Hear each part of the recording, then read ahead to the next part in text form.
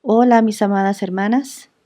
Qué bueno y qué gozo poder estar juntas nuevamente estudiando este precioso libro del apóstol Pablo a los romanos. Es una gran bendición, como siempre, abrir la palabra de Dios, poder estudiarla, poder escudriñarla y poder este, tomar esas verdades que están en su palabra y transformar nuestras vidas. En esta hora le doy muchas gracias a Dios porque nos da un día más, nos regala un día más en su gracia y en su favor para poder nuevamente abrir su palabra y estudiar esta preciosa carta del apóstol Pablo a los romanos. Y como siempre es una de mis oraciones y nuestras oraciones siempre que esta palabra llene nuestro corazón, nuestra vida, que sea esa espada de doble filo que entre en nuestra mente, nuestro corazón, que nos llegue hasta lo más profundo de nuestro ser y que transforme nuestra vida, que cambie nuestros corazones, que su palabra haga lo que tenga que hacer en nuestra vida cada vez que la abrimos para leerla y estudiarla.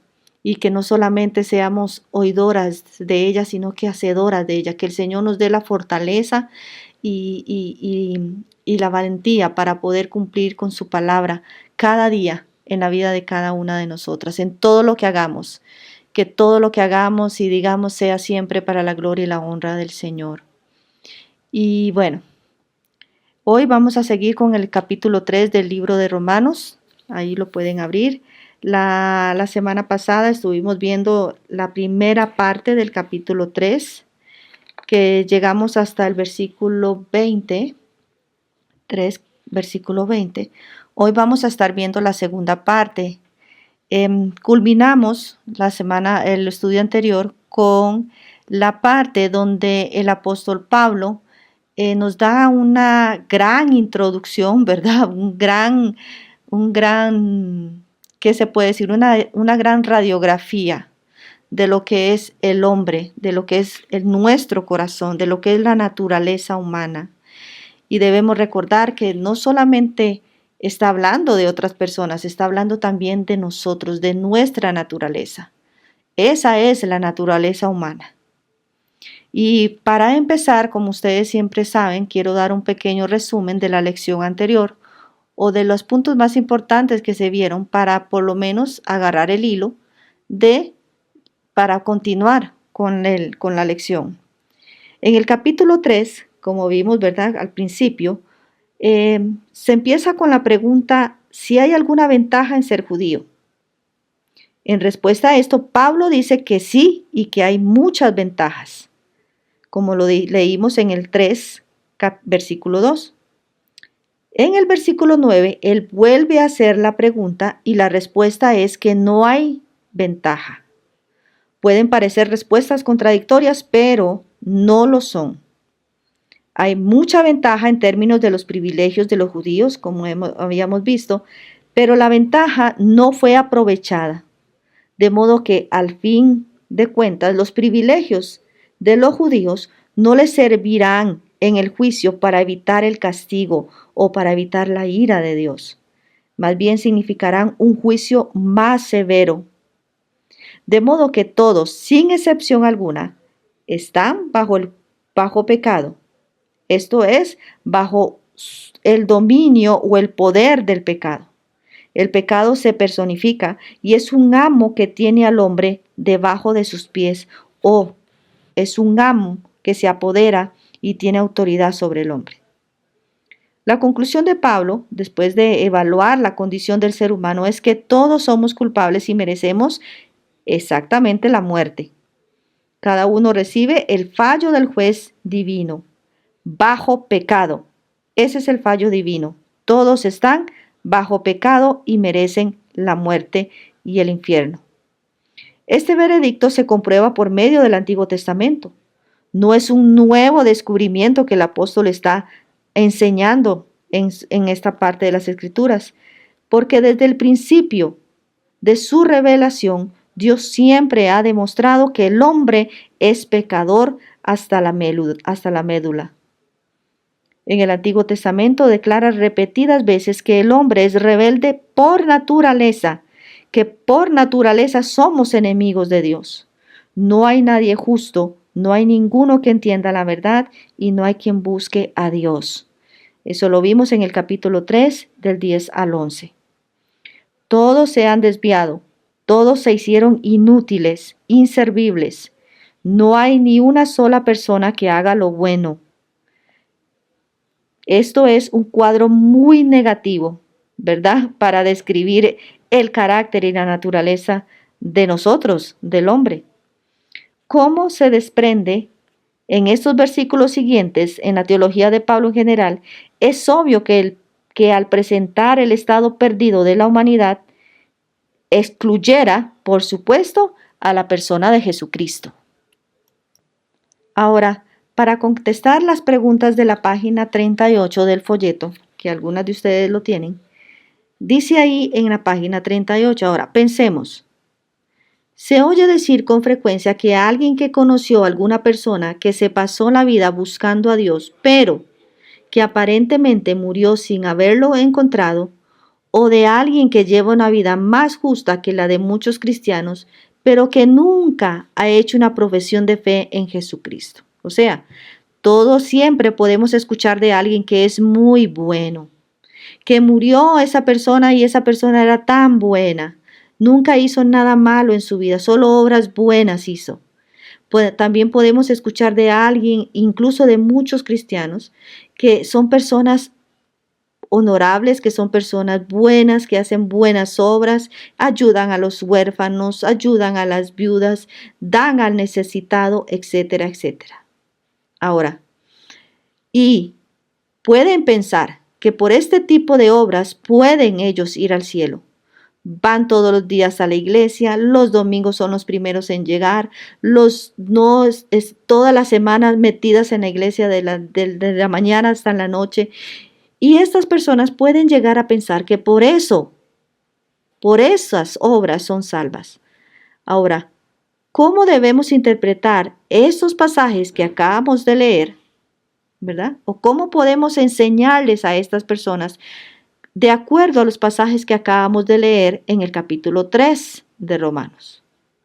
Bueno, habíamos visto, ¿verdad?, que no hay excepción de personas y el apóstol Pablo nos ha enseñado de que todos somos culpables y todos, sin excepción, estamos condenados. No importa qué tan buena sea la persona o qué tan buena es la persona o qué tan buena parezca la persona.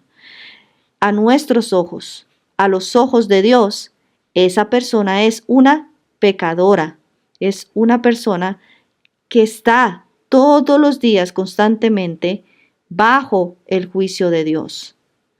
Para nuestros ojos pueden parecer buenos, pero ¿qué para los ojos de Dios? Y esa es la pregunta más importante, ¿verdad? Ahora, ¿cómo debemos entender y aplicar la verdad de esos pasajes al evangelizar a nuestros amigos familiares que se encuentran sin Cristo? Bueno, debemos entender que Pablo está hablando de un mensaje urgente. Es urgente predicar el evangelio a todas esas personas que no conocen a Cristo, que están sin Cristo, porque viene la ira de Dios. Hay una ira de Dios que viene y que se está manifestando cada día y algún día llegará totalmente a esta tierra. Y Dios nos llama a predicar este mensaje, a predicarles esta verdad a los que están sin Cristo. Recuerden siempre empezar por lo malo, somos pecadores, y después por la buena noticia, que somos salvos, pero no es por obras, sino es por la fe en Jesucristo. ¿Cuál es el cuadro de la humanidad que pinta Pablo en estos versículos entonces? Bueno, sin esperanza. La humanidad está completamente sin la posibilidad de salvación y no puede salvarse a sí mismo, porque de ninguna manera cumple con los estándares perfectos de Dios. Eso es una descripción terrible de la humanidad.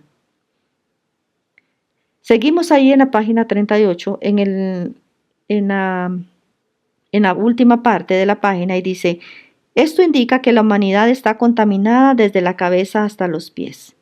Su garganta es como un sepulcro abierto y ¿qué olor más desagradable emana de ella?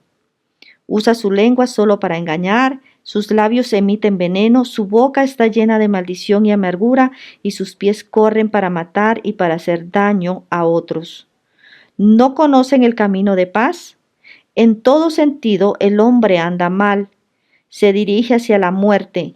Su actitud demuestra que no tiene respeto ni reverencia para con Dios, y sus ojos no ven nada que le produzca el temor a Dios. Ahora, por causa de esta conclusión del hombre, la ley no puede ayudarnos.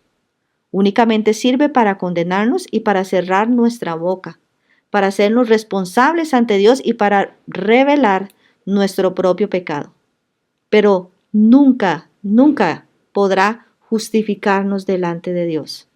Solo servirá para hacernos saber que somos pecadores hasta lo más profundo de nuestro ser. Las palabras griegas que Pablo utiliza en estos versículos implican mucho más que solamente la ley de Moisés, sino que demuestra que de ninguna ley podrá servir para salvarnos.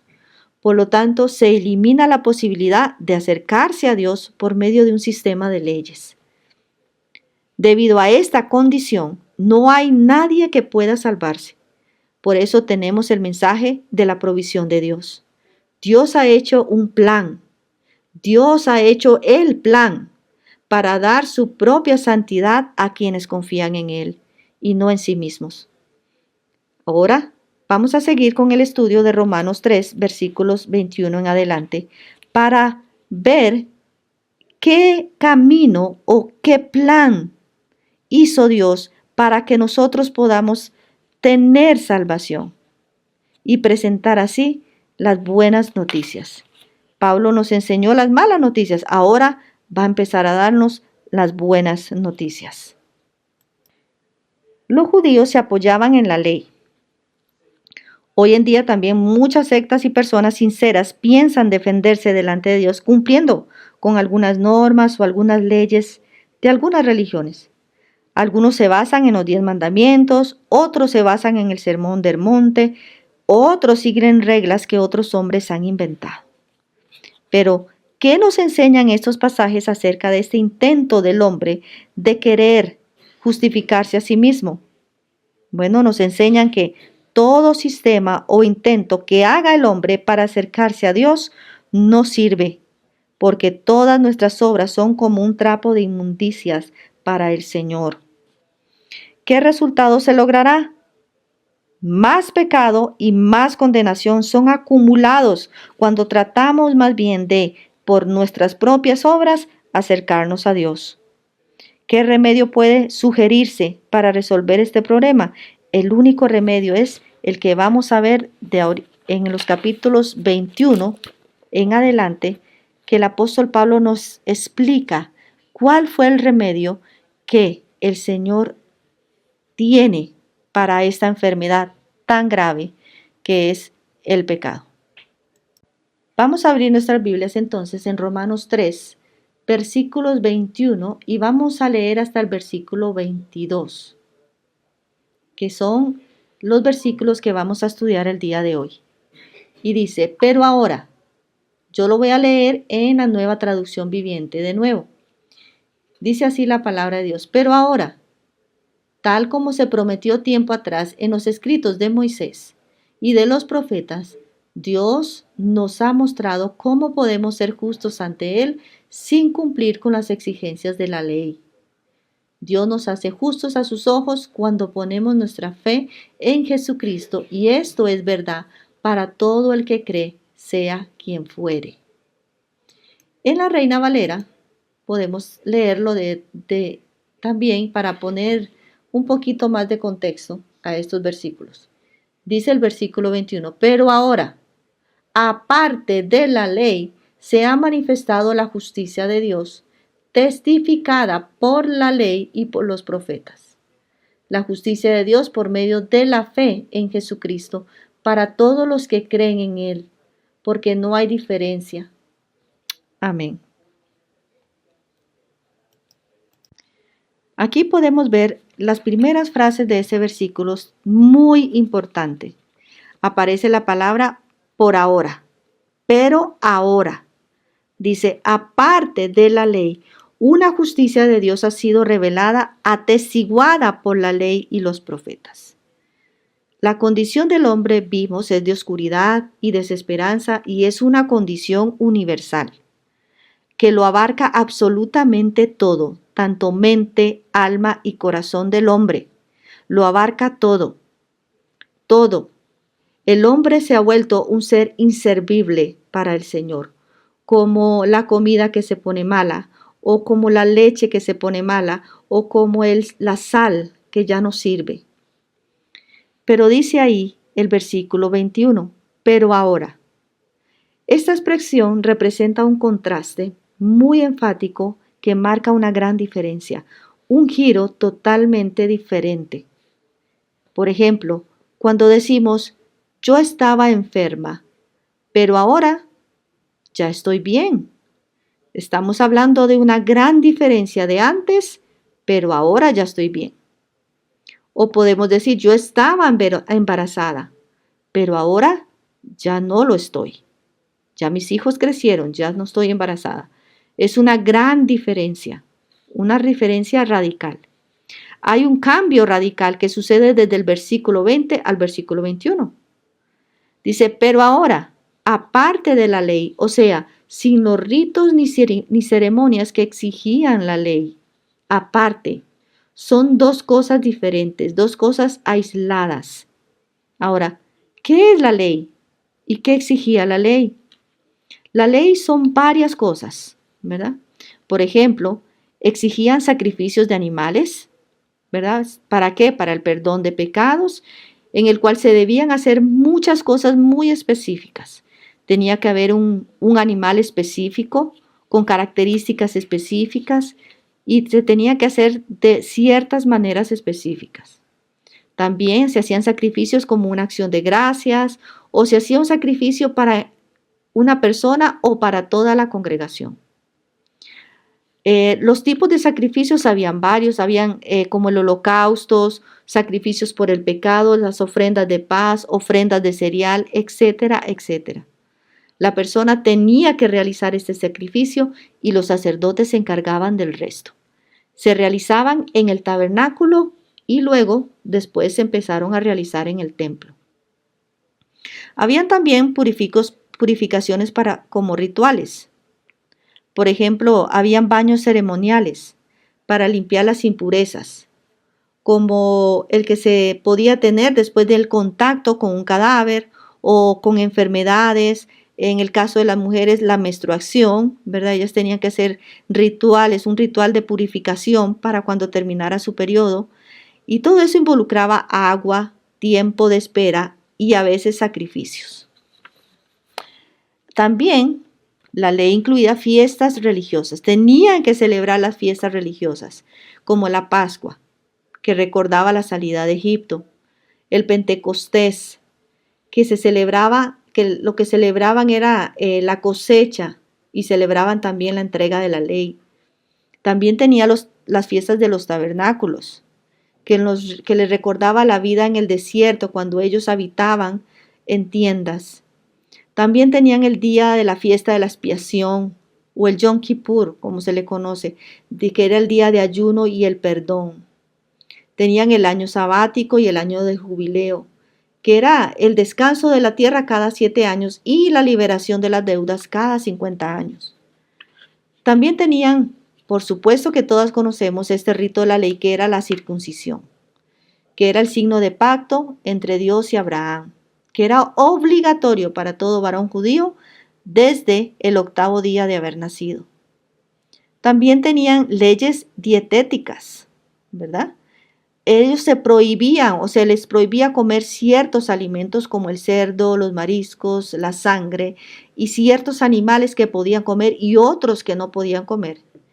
Exigía una separación de la carne con otros alimentos o incluso no se podían preparar con la misma leche, con leche, digamos la carne en este caso, no se podía preparar con la leche que venía de la leche de la mamá del animal que se estaba comiendo. Y reglas sobre cómo se tenía que matar el animal y cómo se tenía que preparar la comida. Tenían también ofrendas de los diezmos, ¿verdad? que se daban en productos agrícolas o en ganado o como ofrenda para el templo y para los levitas. También tenían reglas de cómo vestirse y reglas de cómo usar los objetos sagrados. Tenían reglas de cómo vestirse los sacerdotes o cómo tenían que vestir los hombres y las mujeres. O algunos tenían que tener flecos en el manto y cosas así.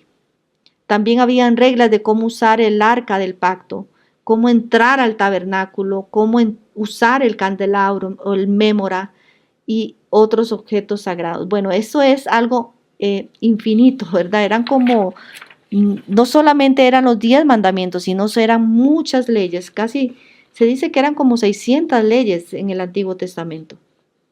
Era muy, muy, muy, muy cansado, ¿verdad? Tener que cumplir con todas estas leyes.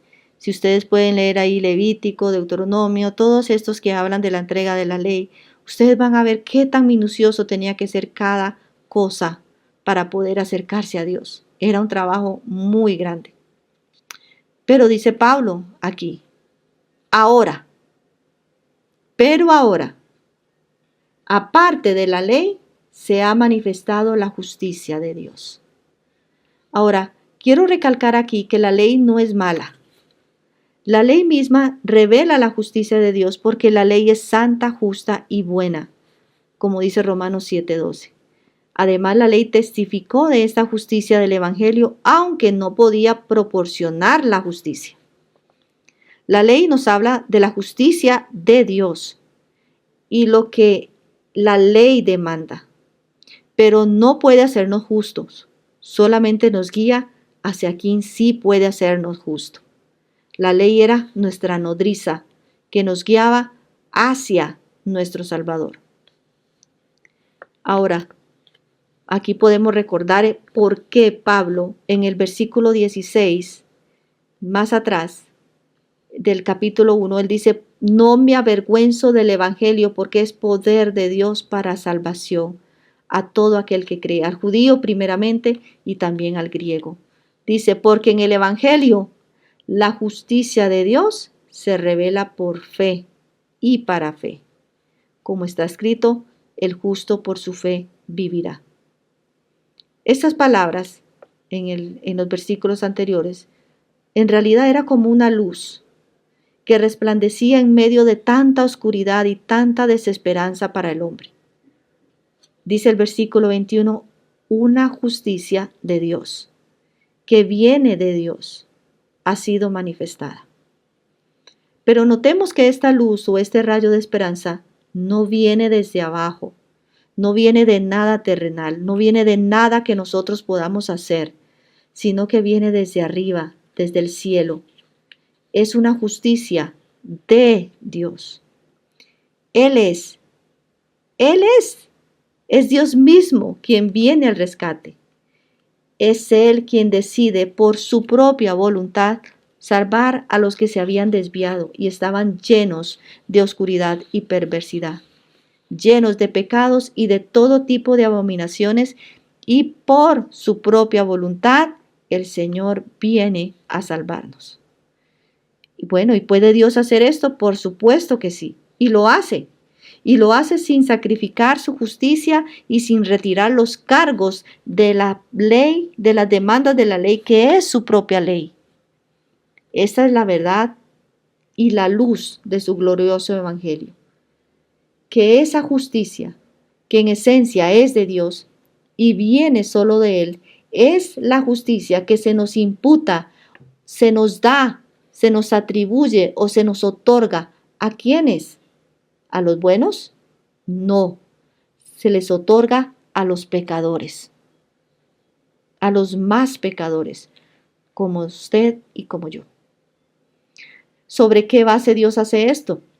Si ya se ha comprobado que el hombre es culpable sobre la base de la fe y no de la ley. Ahora, notemos aquí algo muy importante también. En el versículo dice, se ha manifestado. Ustedes saben que los tiempos son muy importantes, o sea, la forma del tiempo del verbo y todo eso que es importante, el pasado, presente y futuro.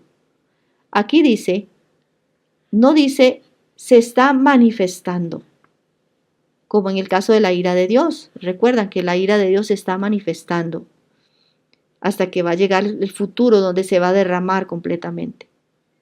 Tampoco dice que se manifestará, hablando del futuro. Dice se ha manifestado. Busqué en el diccionario y dice que es tiempo perfecto indicativo. Bueno, ¿y qué es esto? Podrán decir ustedes, así como me lo pregunté yo. Esto sugiere una acción terminada completamente. Una acción terminada cuyos resultados perduran. También esta forma está en pasiva, o sea, es algo que otra persona hace por nosotros. Entonces, en este caso, de ese versículo, en este caso es algo que Dios hace y nosotros recibimos los resultados. No hacemos nada, todo lo hace el Señor, todo lo hace Dios. Yo solamente recibo el resultado de lo que Él hace. Ahora, ¿por qué Dios hizo esto? Es un misterio que nunca llegaremos a entender plenamente. Cómo un Dios santo viene a hacer algo tan grande por seres totalmente indignos de su favor y de su gracia. Cada día hago algo para ser condenada, pero el Señor no me condena, porque el Señor ya hizo algo para que eso no sucediera. ¿Por qué hace eso? No lo sé. Por amor, por gracia, por lo que sea, no lo sé. Es un misterio, porque somos pecadores hasta la médula y aún así el Señor vino a salvarnos. Miremos lo que dice Isaías 9:1. Dice la palabra de Dios en Isaías 9:1. Mas no habrá siempre oscuridad para la que está ahora en angustia, tal como la aflicción que le vino en el tiempo de él livianamente tocaron la primera vez a la tierra de Zabulón y a la tierra de Neftalí. Pues al fin llegará de gloria, al fin se llenará de gloria el camino del mar, de aquel lado del Jordán, en Galilea de los gentiles. El pueblo que andaba en tinieblas vio gran luz. Los que moraban en tierra de sombra y de muerte, luz resplandeció sobre ellos. Amén. Miremos también Mateo 4:16. Dice la palabra de Dios en Mateo 4:16. El pueblo asentado en tinieblas vio gran luz, y los asentados en regiones de sombra y de muerte, luz les resplandeció. Miremos también lo que dice Juan 1:9. Dice Juan 1:9. Aquella luz verdadera que alumbra a todo hombre venía a este mundo. Amén. Entonces, estos versículos nos hablan de que Dios, el plan de Dios era enviar la luz a la oscuridad, era enviarnos esa luz que nos iba a guiar, que nos iba a dar la redención. Ahora, ¿está presentando Pablo una nueva doctrina o algo que nunca antes se había escuchado? Por el contrario, él está hablando de una justicia, dice ahí en el versículo 3:21, dice que es una justicia atestiguada por la ley y por los profetas. Testificada por la ley y por los profetas. O sea, que todos los libros del Antiguo Testamento dan testimonio o enseñan sobre la justicia de Dios. Toda la palabra de Dios, toda la ley da testimonio de que todos aquellos que han tenido fe en Dios han sido justificados.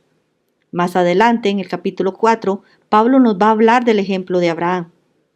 Es algo indiscutible, indiscutible. La salvación siempre fue por fe. Eso es algo indiscutible. Ahora miremos el versículo 22. Dice así: la justicia de Dios por medio de la fe en Jesucristo, para todos los que creen en Él, porque no hay diferencia. Porque no hay diferencia. Aquí Pablo presenta ahora el objeto o a la persona en la cual debemos depositar la fe, nuestra fe. No es fe en cualquier cosa, no es fe en un hombre, no es fe en, no, es fe en Jesucristo.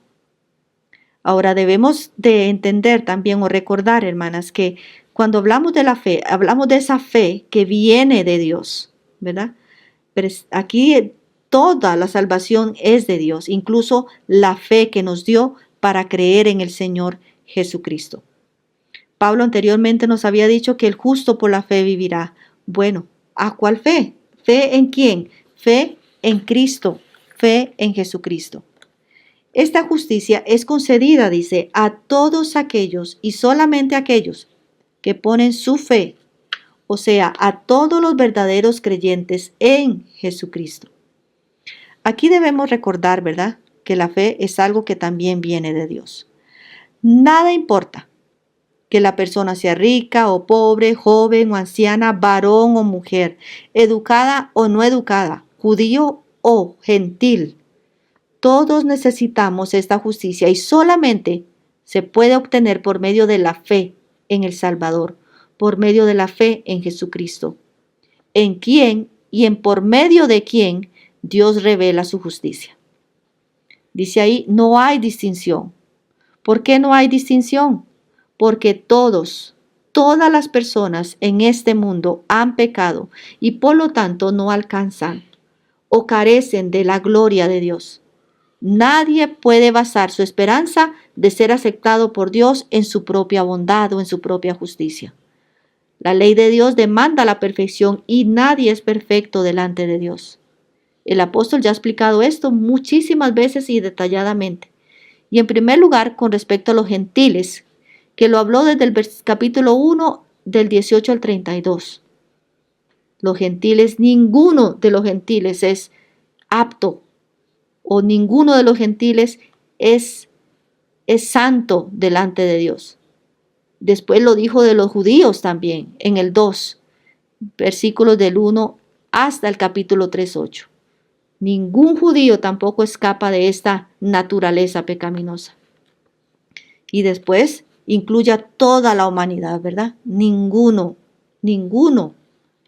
de nosotros somos inocentes. Todos somos culpables, tanto judíos como gentiles. No hay excepción.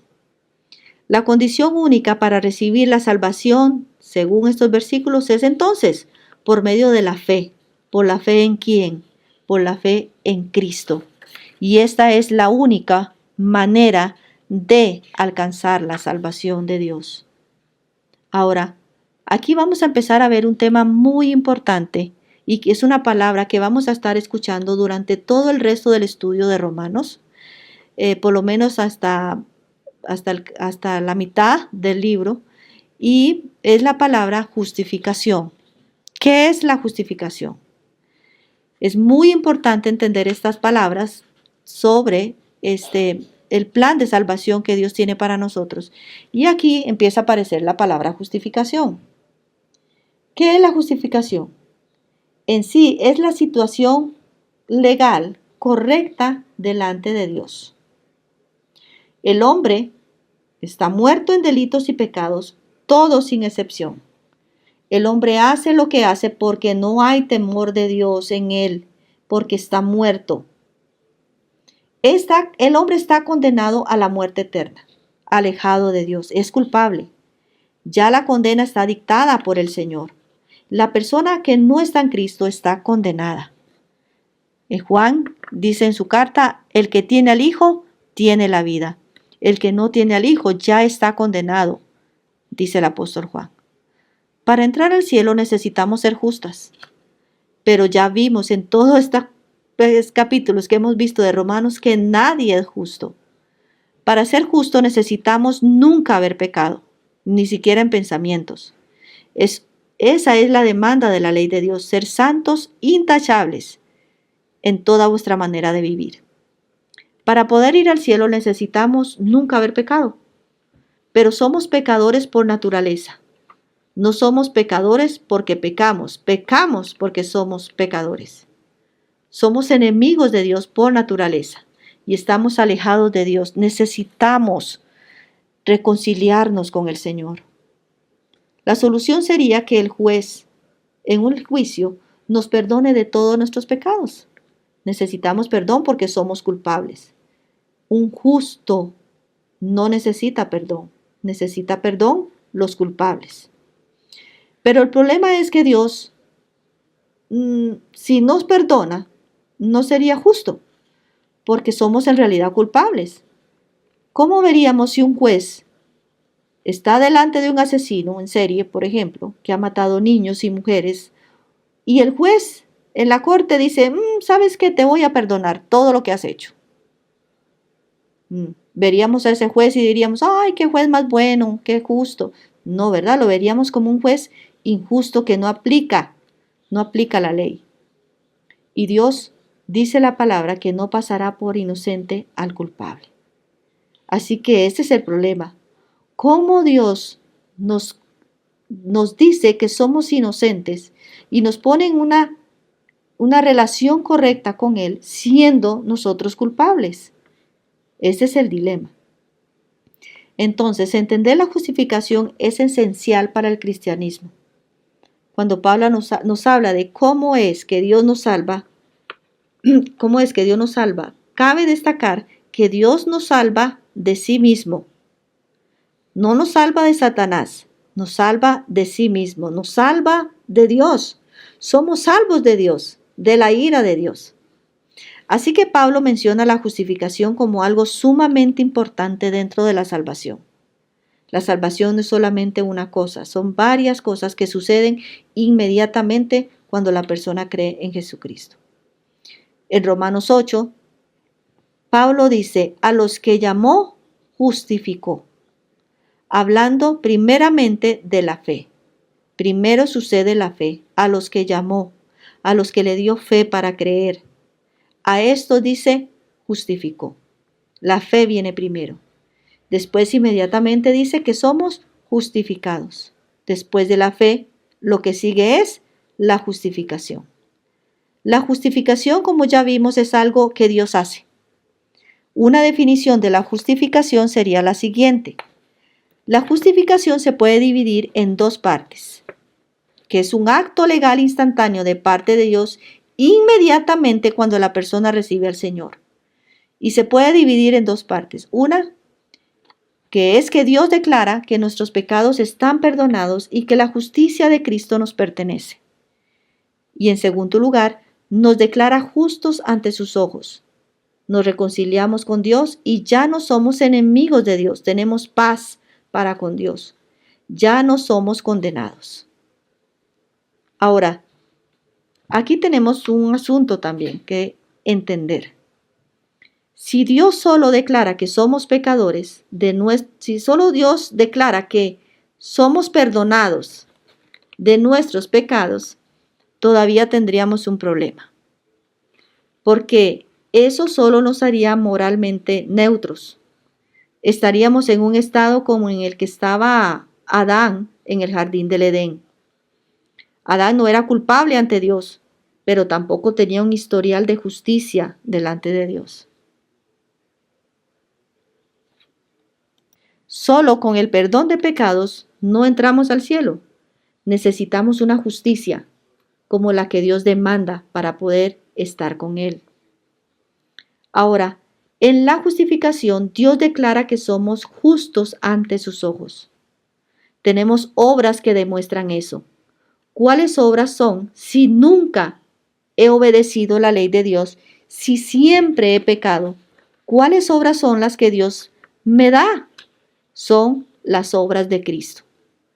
Tenemos los méritos de Cristo en la justificación. Dios nos perdona, inmediatamente nos justifica. ¿Qué quiere decir esto? Que nos concede, nos otorga la justicia de Cristo, las obras de Cristo. Tenemos los méritos de Cristo. Entonces estamos en perfecta justicia delante de Dios. Es por medio de la justificación que Dios nos hace uno con Cristo. Estamos en Cristo, compartimos su vida perfecta. Toda la vida perfecta que Jesús vivió en este mundo me es concedida a mí. Con Cristo nos unimos a Él. Jesús lo dijo, yo soy uno con mi Padre y ustedes son uno conmigo. ¿Cuándo pasa esto? Cuando somos justificados. Por eso ya no hay ninguna condenación porque somos uno con Cristo. Las cosas viejas pasaron, ahora todo empieza a ser nuevo. Él dijo, yo estaré con ustedes y en ustedes. ¿Cómo Dios puede declararnos justos si en realidad somos injustos y pecadores? Dios puede declarar que somos justos porque nos atribuye la justicia de Cristo. Dios ve la justicia de Cristo como nuestra. Eso es la justificación. Una relación correcta, una relación correcta con Dios. Jesús vivió una vida perfecta para que nosotros fuéramos justificadas. Así es que Dios hace un intercambio. Yo le doy mi pecado, lo cargo sobre Cristo, Él carga con mi culpa y recibe mi castigo. Y yo recibo a cambio su vida perfecta como si nunca hubiera pecado. Así Dios justifica al pecador sin comprometer su propia justicia. La justicia es entonces lo que Dios ha hecho para resolver el problema del pecado y le permite al hombre acercarse a Dios y gozar de una correcta relación con Él, siendo justificado y declarado justo como si nunca hubiera pecado, porque se le otorga las obras justas de Cristo. ¿Qué es ser justificado? Es cuando Dios me otorga las obras justas de Cristo para tener una relación correcta con Él. Sin la justificación es imposible acercarnos a Dios. Dice el versículo 21 para terminar. Y miren lo que dice. Qué hermoso. Lo voy a leer en la Nueva Traducción Viviente. Pero ahora, tal como se prometió tiempo atrás en los escritos de Moisés y de los profetas, Dios nos ha mostrado cómo podemos ser justos ante Él sin cumplir las exigencias de la ley, ¿verdad? Por medio de Cristo. Dice el versículo 22, Dios nos hace justos a sus ojos cuando ponemos nuestra fe en Jesucristo. Y eso es verdad para todo el que cree, sea quien fuere. Qué hermoso, hermanas, qué hermoso. Dios nos hace justas, nos da la justificación sin cumplir las exigencias de la ley. Dios hace justos a sus ojos, nos hace justas a sus ojos cuando ponemos nuestra fe en Cristo y en su vida perfecta. Qué maravillosa palabra, qué maravilloso evangelio. Nos debemos de quedar asombradas de esta salvación tan grande que el Señor ha hecho por nosotras. Otorgarme a mí las obras de Cristo, a mí que soy pecadora hasta la médula, que constantemente en pensamientos y en acto peco contra Dios. Cuando no peco con mis pensamientos, peco con mi corazón. Cuando no peco con mi corazón, peco con mis acciones. Constantemente pecamos, pero el Señor es bueno y fiel, que perdona nuestros pecados y nos da la justificación. Esto es un evangelio maravilloso. Qué lindo que es el Señor, qué bueno que es el Señor. Este evangelio debemos predicarlo, debemos enseñarlo. ¿Cómo no vamos a enseñar esta gran noticia tan hermosa y tan perfecta que el Señor hace por todos aquellos que creen en Jesucristo? Gracias, Señor, te damos por tu obra maravillosa en la cruz. Gracias porque has sido generosamente, inmensamente bueno con cada uno de nosotros. Gracias por regalarnos este precioso regalo de la justificación. Gracias por darnos este precioso regalo de la salvación. Ayúdanos, Señor, a entenderlo cada día más, a crecer en Él. Y ayúdanos, Señor, a testificar de Él a toda persona, Señor, a toda persona que no tiene a Cristo. Te lo pedimos en el nombre que es sobre todo nombre, en el nombre de Cristo Jesús. Amén. Dios las bendiga, mis amadas hermanas, y espero verlas pronto en el próximo estudio de el libro de Romanos. Que tengan una maravillosa semana.